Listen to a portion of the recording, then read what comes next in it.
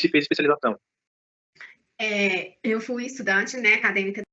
No dia 6, aqui agora na FAMINAS, e que a gente escolheu, né, a gente foi sorteado e a gente deu a sorte, né, eu rezei para ser, a gente caiu na matéria do hospitalar.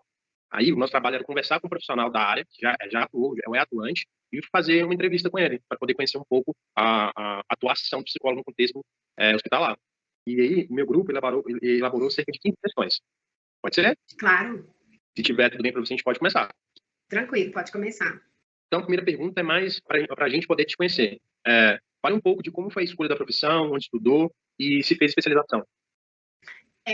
Eu fui estudante, né, acadêmica da Newton Paiva, e eu sempre gostei dessa área da saúde, né? Na época que eu estava fazendo a minha graduação, a psicologia hospitalar estava, assim, começando a ser mais vista, a ser mais discutida, assim, né, no meio acadêmico. Então, o psicólogo, ele já tinha uma presença, né, nos hospitais, mas não tinha uma visibilidade como tem hoje.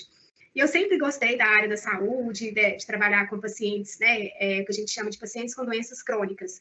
E no final da minha graduação, eu tive a oportunidade de fazer estágio, né, num dos hospitais aqui em BH.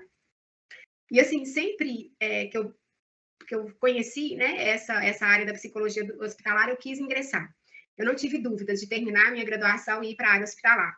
Só que na época não tinha muito estágio, né? Eu sempre recorria ao Hospital Mater Dei, na época Marisa DK, né, que é uma das pioneiras da psicologia hospitalar também, né, junto com a Belquise em São Paulo, aqui em Belo Horizonte foi a Marisa DK, que infelizmente faleceu.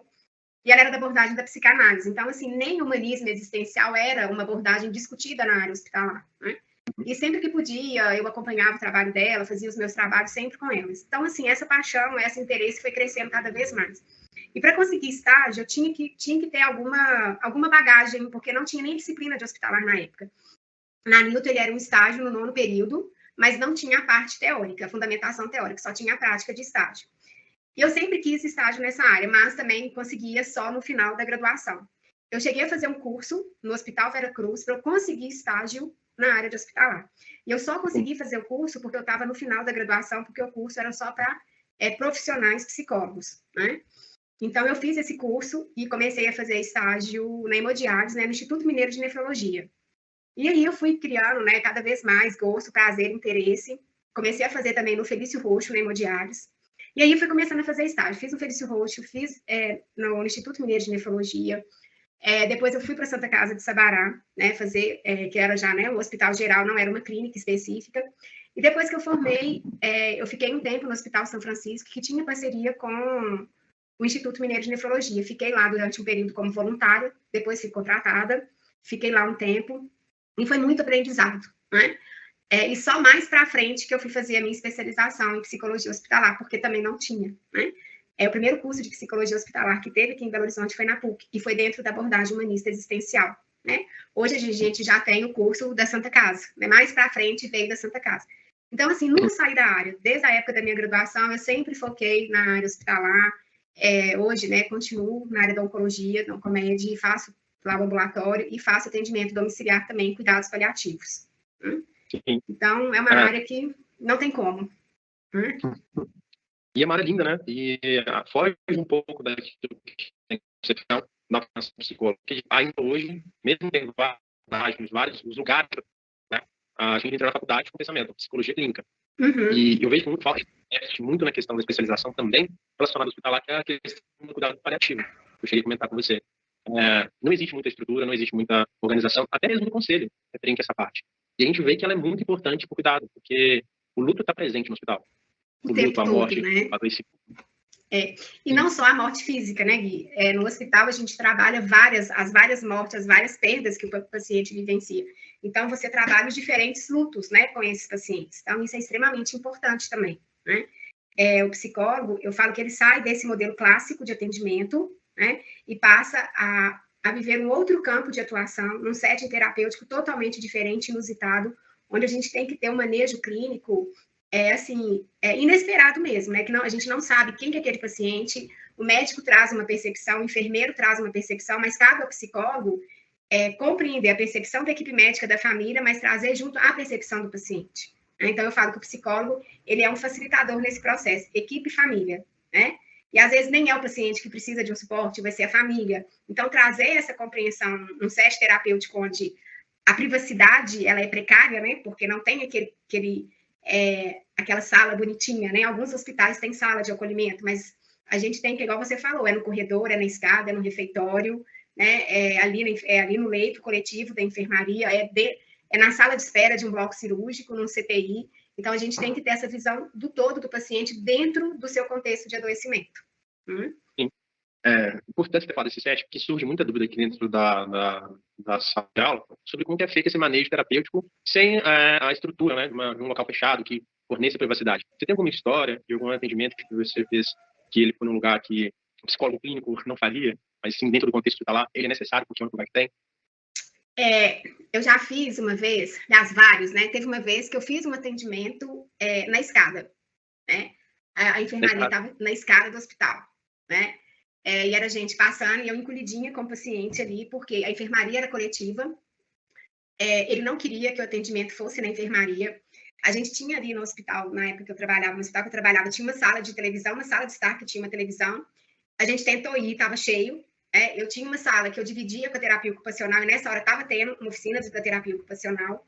Não tinha um consultório, porque estava tendo ambulatório. Eu falei assim, olha, vamos ali para a escada? Né? E ali, dentro desse setting ali da escada, eu consegui fazer um acolhimento e fazer um atendimento, não me atentando para as interferências, porque é isso que o psicólogo tem que se atentar. Porque interferência vai ter o tempo todo. Mas se o paciente percebe que o psicólogo está ali imerso no atendimento, em compreender o que o paciente está trazendo, essas interferências externas não vão prejudicar o atendimento. Né? Você se voltar para o paciente é fundamental. Então, essa privacidade, ela não é como na clínica, que você tem o consultório.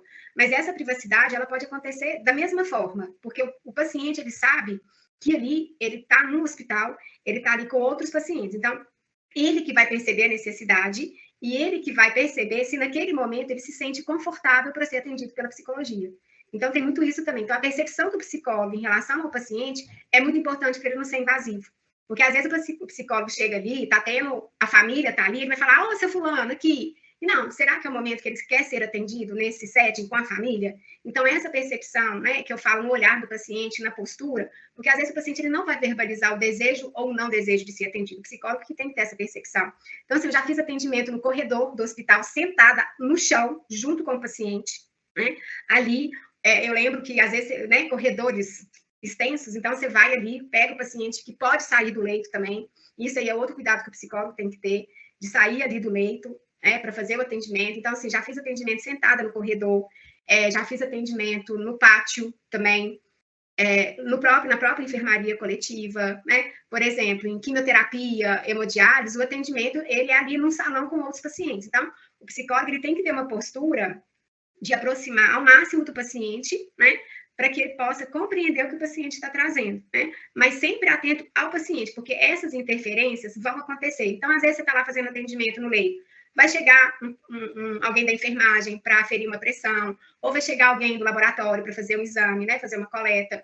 Então, e isso daí a gente tem que saber, né? Agora, né? Por exemplo, chega um paciente, estou lá atendendo um paciente, por exemplo, na quimioterapia, está na hora da troca da medicação. Eu não vou continuar atendendo o paciente. Eu vou dar uma pausa e falar assim, olha, seu fulano, vamos interromper só um pouquinho aqui, né, que a fulana chegou para fazer a troca da sua medicação. Assim que ela realizar a troca, a gente continua, pode ser, mas eu vou ficar aqui do seu lado.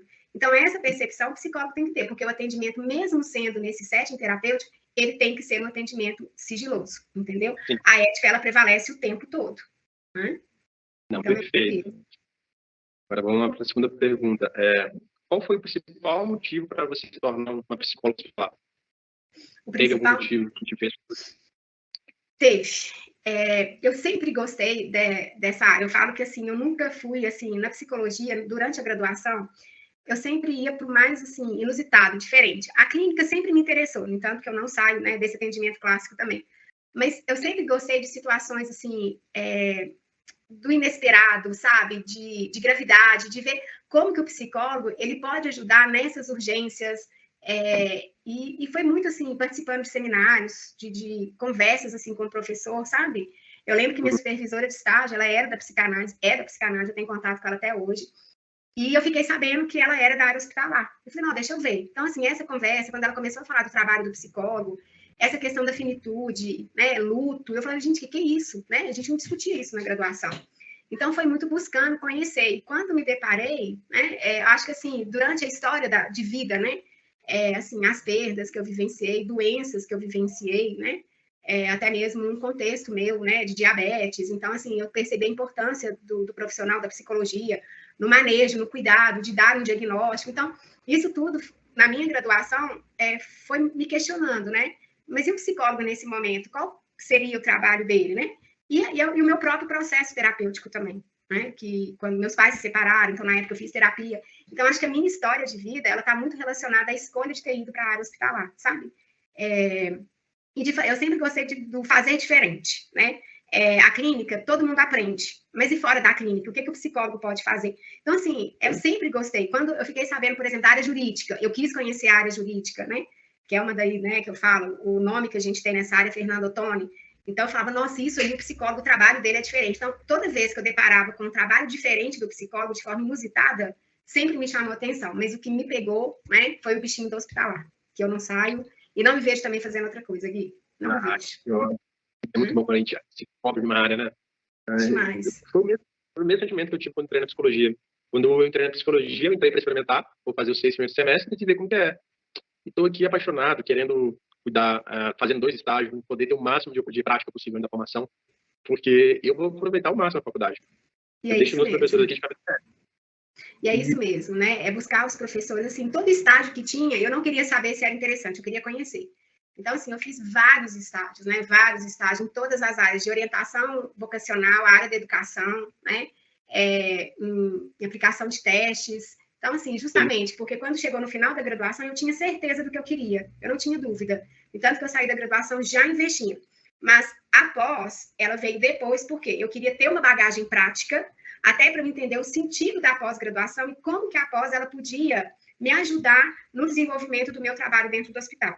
Então, eu estava dentro do hospital fazendo a pós, porque para mim fazia sentido. A prática com a minha atuação no momento. No entanto, que a pós foi riquíssima no sentido, assim, de melhorar o serviço de psicologia do hospital na época. Então, eu tive a possibilidade de, na época, formar o serviço de psicologia, na hemodiálise, eu que formei, estruturei o serviço de psicologia na hemodiálise. Mais para frente, a gente teve o transplante renal. Eu que criei, né, o protocolo da psicologia dentro do transplante renal. Então, e a pós me ajudou com isso tudo, né? Então, eu falo, eu não saí da graduação e fui direto para a pós, não. Eu quis, né, primeiro que não tinha aqui em BH, mas eu quis ter essa bagagem prática para eu fazer a minha pós. No entanto que bem depois, bem mais para frente, que eu fui fazer meu mestrado, porque eu também é outra área que eu adoro, que é o diabetes, trabalhar com diabetes. Então, eu fiz o meu mestrado voltado para educação em diabetes. Então, hoje, além da psicologia hospitalar, eu sou educadora em diabetes, que isso dá margem para você trabalhar dentro de uma equipe de forma interdisciplinar, né, na educação, junto com a psicologia, porque a psicologia é importantíssima no tratamento do diabetes. Então, assim, eu sempre busco linkar, né? A tanatologia, né? A primeira experiência que eu tive com óbito de paciente, fez eu debruçar na tanatologia, depois eu conheci os cuidados paliativos, eu vi a importância da psicologia e hoje eu faço atendimento em domicílio, né? Com próprias famílias me procurando, indicação de médicos. Então, sempre, né? Eu falo que a psicologia hospitalar não necessariamente você tem que estar dentro do hospital, você pode trabalhar com a psicologia hospitalar de outras formas também, né? Porque o adoecimento, ele não está só no setting terapêutico hospital, né? Uhum. Então, muito do que a gente aprende no hospital, a gente leva para os outros atendimentos também. Né? Perfeito. A gente vai para a nossa próxima pergunta. Acho que você até falou um pouquinho sobre ela. Quais as principais dificuldades vivenciadas no trabalho do psicólogo hospitalar? A integração na equipe, né? Eu falo que hospital é lugar de médico, não é lugar de psicólogo. Então, um dos meus grandes desafios foi me integrar dentro de uma equipe multi para trabalhar de forma íntegra, né? Então, assim, como assim, o hospital que eu trabalhei, né? O primeiro hospital não tinha psicólogo. Então, conhecer o trabalho da psicologia era algo novo para eles, né? Eles não entendiam o que o psicólogo fazia dentro de um hospital. Então, eu tive que ir muito, assim, trabalho de formiguinha mesmo, não enfrentando a equipe, muito, assim, me colocando à disposição, participando das corridas de leito, né? Para eles entenderem ali como que a psicologia podia atuar, fazendo um registro no prontuário para que a equipe médica percebesse a evolução e como que a condição emocional interferia na questão orgânica, ou, assim, a ansiedade, né, em pré-operatório. Então, o maior desafio foi a integração na equipe, né? E depois que a gente conquista esse espaço, o psicólogo, ele está inserido e ele participa de todos os processos, né? Então, o número de interconsultas, de pedidos de interconsulta para psicologia aumenta, né? Depois eu tive possibilidade de ter acadêmico no hospital, porque eles percebiam a importância do psicólogo, né? Então, foi isso, né? E hoje ainda continua sendo um desafio, você participar de uma equipe multi de forma interdisciplinar, né? Porque o psicólogo, às vezes, ele faz parte da equipe multi, mas ele não está ali participando do trabalho da equipe, de perceber quais são as necessidades do paciente, o que é prioridade, conhecer um pouco da clínica desse paciente. Então, trabalhar numa equipe multi é muito fácil, você está ali dentro como profissional. Mas o seu trabalho, ele tem que abarcar, né, a equipe médica, a fisioterapia, a enfermagem, né? Então, ele tem que estar ali inserido na equipe em todos os processos, do momento da internação até a alta daquele paciente. Então, isso é super importante, né? E é uma das dificuldades. Né? Não, tá perfeito, Karen. Vai para a próxima. Quais são as principais atividades desenvolvidas dentro de um ambiente hospitalar? O que o psicólogo faz? Qual é a principal função dele lá? Olha, o psicólogo, ele tem várias tarefas, né? Mas a principal tarefa do psicólogo hospitalar é acompanhar, né, atender aquele paciente, né? E compreender como que ele lida com o processo de adoecimento, de internação, como que as questões emocionais, elas podem interferir nesse processo de adoecimento. Então, ele vai desde a prática clínica, mas hoje o psicólogo, para trabalhar dentro do contexto hospitalar, ele tem que estar inserido na equipe, né? Ele tem que fazer parte dessa equipe, acompanhar essa equipe, e também ele tem que saber sobre os trabalhos administrativos, porque hoje todo hospital passa por processo de acreditação, auditoria. Então, o psicólogo, ele tem que saber também essas questões institucionais, né? Então, desde fazer um registro bem feito no prontuário multidisciplinar, né? Sempre priorizando a ética do psicólogo, né? Saber discutir com a equipe a percepção que ele está tendo daquele paciente, sem estar expondo o paciente, né? Saber ter uma postura diante de uma discussão de uma equipe ali, né? De uma equipe multidisciplinar, isso é extremamente importante, né? Sempre dar um retorno dos atendimentos quando solicitado para a equipe, seja de enfermagem, fisioterapia, fono, equipe médica, né? Então, hoje, o psicólogo hospitalar, ele está inserido em todos os processos que faz parte do hospital. Então, desde o atendimento até as questões institucionais. Por exemplo, o psicólogo, ele tem que fazer um protocolo, né, de atendimento, um projeto terapêutico, né? Ele tem que ter ali um projeto terapêutico, como que ele vai atender esse paciente, como que ele vai, como que o hospital vai mensurar esses atendimentos, isso é super importante hoje, né? Saber fazer um POP, né, que é um procedimento operacional, que fala ali das tarefas do psicólogo, como que acontece o atendimento, como que é o fluxo da psicologia dentro de uma instituição hospitalar. Então, ele tem que entender da instituição, como que essa instituição funciona. Então, não é só fazer o atendimento da psicologia, né? Ele tem que compreender as tarefas institucionais que cabem a ele também. Isso é super importante hoje dentro de uma instituição hospitalar, né? Por exemplo, no Oncomed, a gente tem que ter o paciente, ele chega com um atendimento solicitado pela psicologia. Ele tem que dar um retorno para a equipe de se esse paciente ele vai ser acompanhado pela psicologia, se ele vai, como que vão ser esses atendimentos pela psicologia, por que ele precisa desse acompanhamento com a psicologia. Então, a gente tem que traçar aí um plano de cuidado, né, e um projeto terapêutico. Ah, mas eu brincava assim, né, no hospital, não, eu só sei atender. Não, você tem que saber atender e tem que saber também sobre as questões institucionais. Porque hoje, para você ter um psicólogo dentro de uma instituição, financeiramente, como que isso, né, vai impactar? Né? E como que eu vou mensurar o trabalho da psicologia? Porque é um trabalho totalmente subjetivo. Né? Então, como que o hospital vai compreender esses atendimentos? Então, tempo de atendimento, frequência dos atendimentos. Então, isso a gente tem que saber também pontuar para uma auditoria, né? Porque o auditor, ele cobra isso, ele cobra como que é feito o registro no prontuário, né? Então, o psicólogo, ele tem que entender tudo isso. Então, eu falo, a ética é ali, ó, o tempo todo você tem que tomar cuidado, porque se você ultrapassar um pouquinho, isso é evidenciado. E reforma. E, pelo que entendi, a gente tem que justificar nosso trabalho economicamente ali também, né? Porque com a gente está ali. Perfeito. Uhum. Agora, uma pergunta relacionada aos pacientes, né? A gente sabe que existem pacientes que se recusam a receber atendimento médico, hospitalar, médico, de enfermeiros, de psicólogo. Então, como que o psicólogo deve dar nesses casos, onde existe uma resistência do paciente em receber o atendimento? Se colocando à disposição, porque é um direito do paciente, né? Eu falo que no hospital não é o paciente que vem ao psicólogo, é o psicólogo que vai ao paciente. Em alguns casos, a solicitação do atendimento é pelo paciente, mas na maioria das vezes não. Então, tem pacientes que são resistentes, sim, com o trabalho da psicologia. Eu costumo falar que é sempre se colocar à disposição e entender que é um direito do paciente. E o psicólogo ele tem que respeitar essa autonomia do paciente, porque dentro de um hospital a gente vai trabalhar essa autonomia com o paciente. Então, se ele recusa um atendimento, é um direito dele.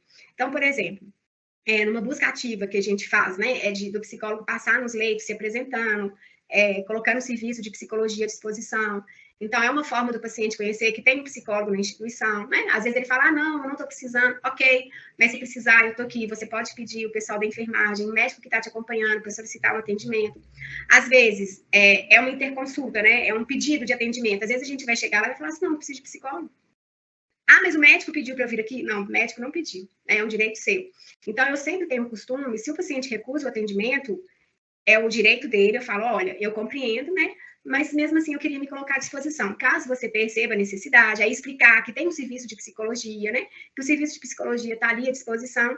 E às vezes, assim, quando o paciente está ali internado, você sabe que é um período maior, aí o que eu costumo fazer? Passo para saber como é que tá indo o tratamento, né? Se é na quimioterapia, às vezes eu vou para saber como é que está a quimioterapia, sabe? Então, eu falo que você se faz presente de outras formas. Pode ser que mais para frente ele vai solicitar a psicologia e vai aceitar. Mas se ele não aceitar, o importante é você se colocar à disposição do paciente. Uhum. Entendeu? Está disponível. Isso mesmo. Perfeito. Então, outra pergunta. Como que é para você estar atuando no ambiente hospitalar? Eu, assim, sou apaixonada, né? Para mim, eu falo que eu não me vejo outra coisa, é um dos sentidos da minha profissão, né?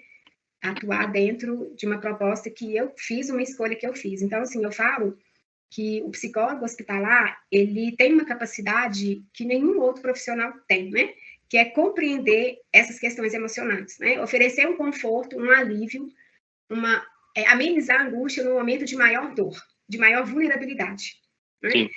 Poder oferecer uma possibilidade de um conforto da dor diante de um momento, assim, devastador na vida dele, né? E até mesmo diante da morte, do processo de finitude, é o psicólogo que consegue estar ali perto do paciente, acompanhando o paciente, para que ele possa compreender o sentido da morte, mas não o sentido do morrer, né? Mas o sentido do que é vida para ele naquele momento. Então, a psicologia hospitalar, para mim, faz muito sentido, porque só o psicólogo é capaz de aliviar isso do paciente e da família. Nenhum outro profissional tem essa postura, mas eu falo que não é ter postura. Eu falo que para trabalhar na área, ele tem que gostar, tem que estar, assim, muito disposto a enfrentar esses desafios, né, com a equipe médica, com a família, com o próprio paciente, mas eu falo que ele é o único profissional que pode, eu falo, abraçar o paciente, aliviar a dor dele, ele compreender o processo, o significado e o sentido da doença, né? Qual é a representação da doença a partir dessa ressignificação, ele ter condições de fazer outras escolhas, de perceber outras possibilidades, mesmo diante do processo do adoecimento. Então, aliviar essa dor, poder ajudá-lo nessa compreensão, para mim, eu falo que não tem outro sentido, sabe? Eu estou acompanhando uma família agora que perdeu, né? O marido dele perdeu a esposa, e ele trouxe para mim, né? Porque eu trabalho e agora eu estou trabalhando luto. E ele falou que hoje ele está em paz, né? Porque o acompanhamento psicológico permitiu que, no momento da maior dor, ele pôde compreender, né, esse processo de morrer da esposa, que não foi uma desistência da vida. Ele conseguiu perceber que isso era uma questão da doença, do corpo, e ele conseguiu fazer parte de todo o processo do adoecimento e conseguiu fechar um ciclo, que foi fazer essa despedida. Ele fala, Karima, isso só o seu trabalho me possibilitou, né? Hoje a dor é imensa, mas eu não sinto raiva, não sinto revolta. Hoje eu compreendo que ela foi por conta da doença, do corpo não está conseguindo mais lidar com essa doença, pelo tempo de diagnóstico. E hoje, ele falou, foi muito bonito, eu fico até emocionada na hora que ele me falou isso. E hoje eu consigo entender que a morte é lidar com a saudade que fica. Então, só o psicólogo ele tem essa condição de fazer isso, sabe, Gui? Então, isso para mim faz muito sentido, né? Muito sentido. Tem um livro, essa parte do luto, da morte, da separação, ela é realmente muito comigo. Tem um livro que a gente chegou a estudar, que eu acho que não é Um Bom Dia para Morrer, ou algo relacionado assim. A morte é um dia que vale um dia que vale a pena para viver. Esse livro é fantástico. A morte é um dia que vale a pena. Esse livro é fantástico. Quebrou. E é muito bonito, que ele fala muito sobre isso, né? Falando sobre como o paciente, como a família lida com a doença, da doença crônica, da doença que tem ameaça à vida, e que quando o paciente ele resolve fechar os olhos que está acontecendo ao redor dele, quando vem o fato concreto da morte, vem todos aqueles sentimentos juntos. E ele não consegue lidar com aquilo. Então, a preparação durante esse momento de morrer, que é a vida também, né? Igual você disse. É a vida nesse estágio da morte. Ele é muito importante para quem fica também. Isso. Que é o momento de você conversar, é o momento de você sentir, né? E não fechar os olhos.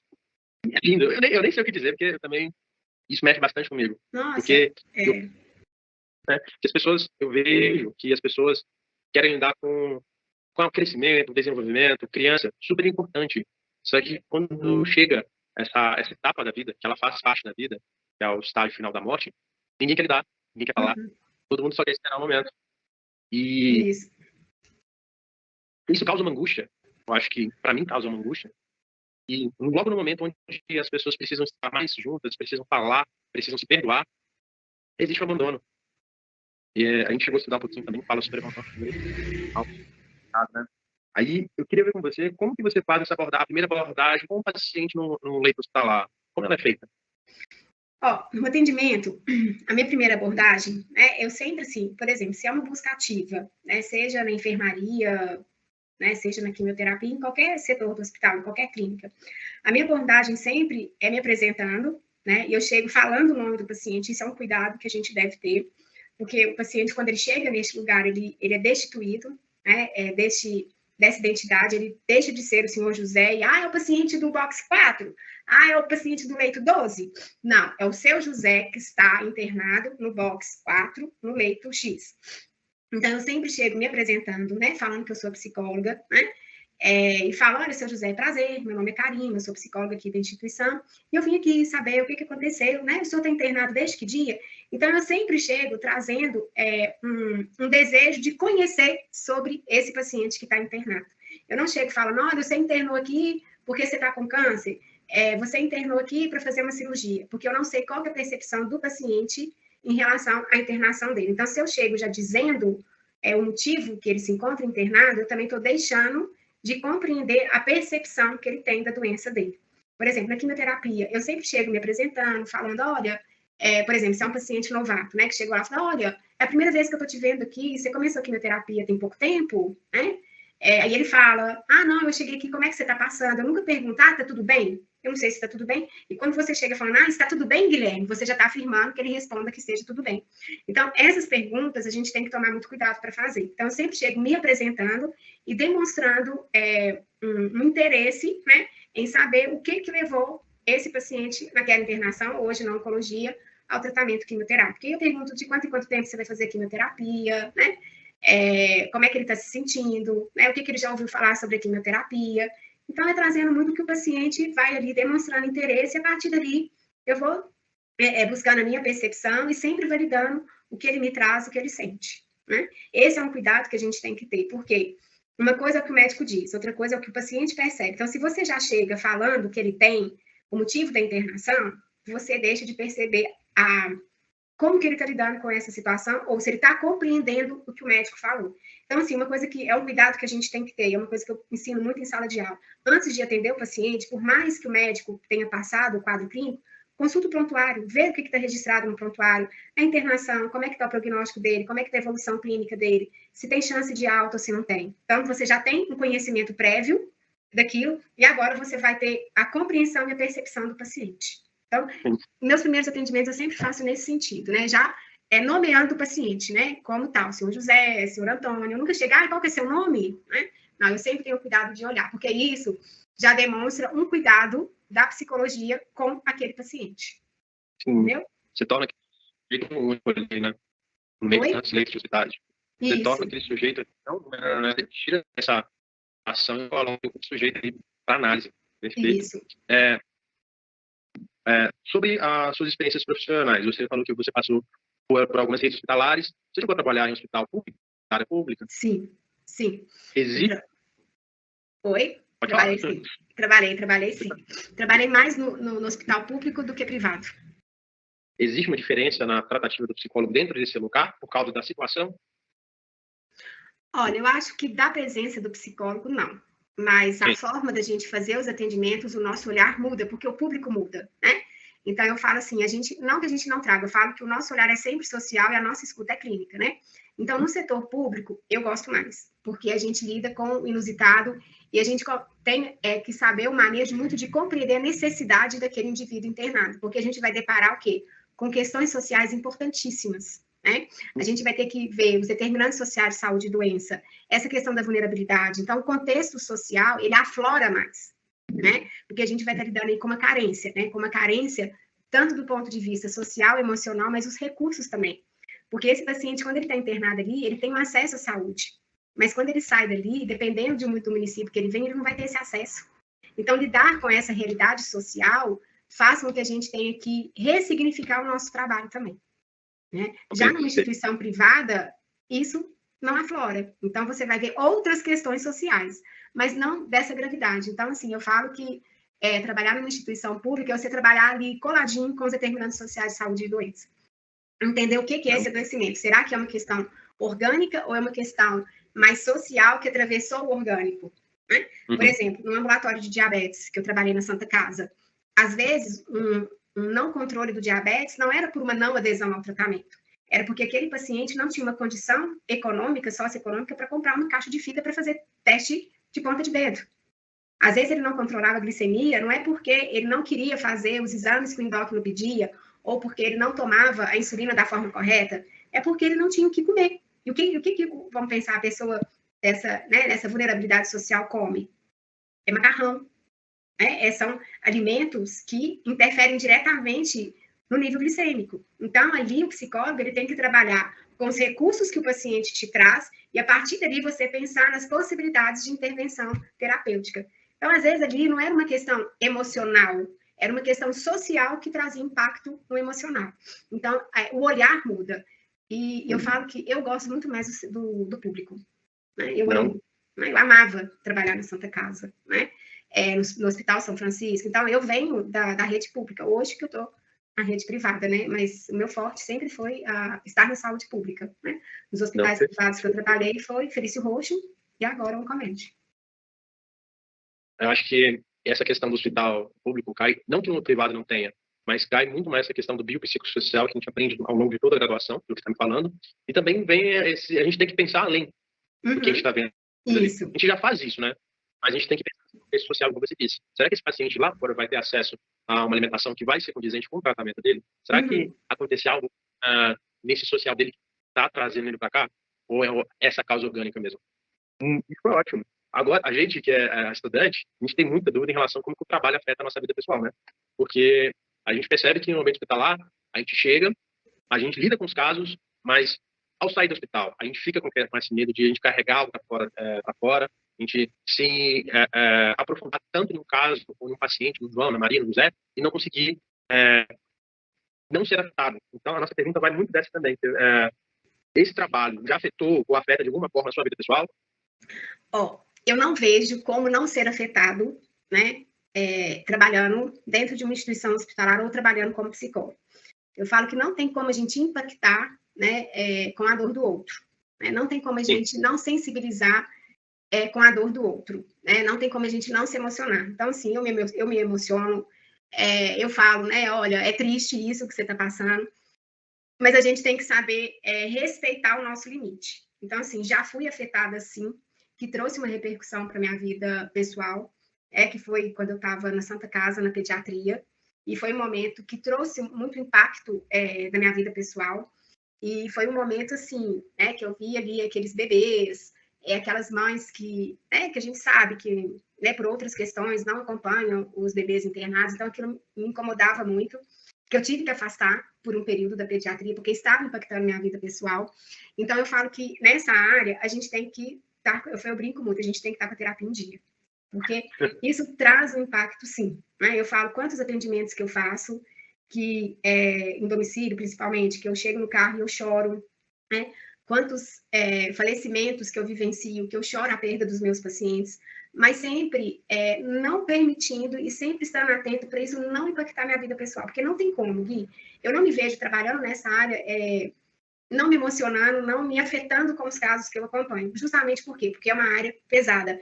é uma área que você está lidando com a finitude o tempo todo, que você está lidando com rupturas de projetos da pessoa, vulnerabilidade emocional, social, então não tem como a gente não impactar com aquilo. Eu acho que, assim, não consigo trabalhar diferente, mas eu sempre tenho que me atentar como que isso está me afetando. Porque é como que isso que vai me afetar que vai dizer também da qualidade do meu trabalho, para isso não ultrapassar o vínculo terapêutico que eu tenho com o paciente.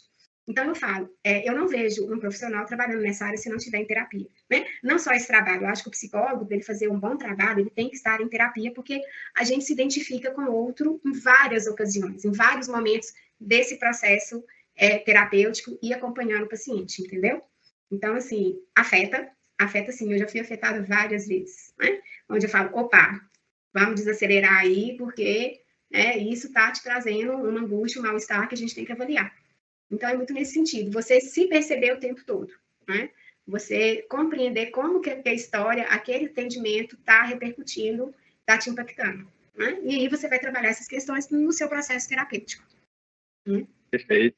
Além de tudo, a gente tem que estar alerta aos nossos sentimentos quanto o psicólogo está lá também, né? Uhum. Então, aí é como hospitalar o psicólogo em si, né? A nossa atuação como psicólogo nas diversas áreas que a gente pode atuar. Isso eu não vejo só da psicologia hospitalar. Claro, a psicologia hospitalar tem essa particularidade, né, que a gente vai estar lidando com uma outra questão, que é uma questão da finitude, do adoecimento, né, situações graves, que a gente se sensibiliza mais. Mas a gente vai estar lidando, o nosso trabalho é lidar com a dor do outro o tempo todo, né, e não tem como a gente não se sensibilizar com a dor do outro. Né? Então, não. É isso que a gente tem que ficar atento. Agora, para a gente finalizar, para você, qual que é a maior contribuição que um psicólogo hospitalar pode oferecer para a sociedade? Qual que é a maior contribuição do psicólogo para a sociedade? A maior contribuição, eu percebo que é muito essa oportunidade da pessoa se perceber, né, diante das escolhas, mesmo diante de um processo de adoecimento. Porque mesmo diante de um processo de adoecimento, você pode ajudar, né, esse paciente a cuidar da sua saúde mental, né, evitando, né, outras repercussões que a doença traz. Então, se a pessoa, se o psicólogo ele tem essa oportunidade de ajudar esse indivíduo nesse processo do adoecimento, ajudar nessa família a se reorganizar diante de uma internação, diante de um óbito, já é uma grande contribuição. Né? Eu falo que você já está ajudando aí uma pessoa a se perceber diante de um momento de extrema angústia, de um momento totalmente avassalador, que isso pode ressignificar muitas questões desse paciente, né? E ajudá-lo nessa reorganização da vida como um todo, da vida social, da vida pessoal, da vida familiar, né? Ajudar a perceber como que ele vem fazendo as suas escolhas e quais outras possibilidades que ele tem de fazer escolhas mais saudáveis que vai impactar na sua saúde mental. Né? Então, isso daí, o psicólogo hospitalar, eu falo que é um dos privilégios de estar nessa área, né? De ajudar nesse processo. Não, tá certo. E é muito lindo esse trabalho, né? Que é um trabalho de formiguinha, que você disse, né? Começa atendimento por atendimento, conversa por conversa. Isso mesmo. Subidas de escadas por escadas. Eu falo, né? Eu brinco, psicóloga tem hora para chegar, mas eu não tenho hora para sair, não. Eu tive um paciente que era muito bonitinho. Ele era do ambulatório de nefrologia. E o dia que era ambulatório de nefrologia, esquece, né? Era aquele tumor. Aí teve um dia que eu saí do consultório, né? Do ambulatório, eu tô vendo ela lá com um saquinho e uma coquinha. Aí eu cheguei, né? Porque eu sou muito de chegar perto dos pacientes, abraçar, perguntar como é que tá indo e tudo. Aí ela virou e falou assim: olha, toda vez que eu venho aqui, eu vejo que você fica aqui e você não sai nem para beber água. Então, eu trouxe um pãozinho de queijo com uma coquinha para você comer. Então, você entra naquela sala, fica 5 minutos, come e você volta e me atende. Se você não me comer, eu não quero ser atendida por você. Então, isso é muito gratificante. Eu falo que o paciente, ele percebe o profissional também, né? Ele percebe esse envolvimento e é uma forma dele cuidar, né, de quem cuida dele. Então, assim, esse tipo de carinho, eu retribuo e agradeço, e para mim é a maior gratidão que eu tenho, né? Eu falo que é uma área que a pessoa está tão fragilizada, você consegue juntar esses caquinhos para a pessoa respirar fundo e dar continuidade. Então, isso é só o psicólogo que pode fazer. Eu falo, é um privilégio, né, da psicologia.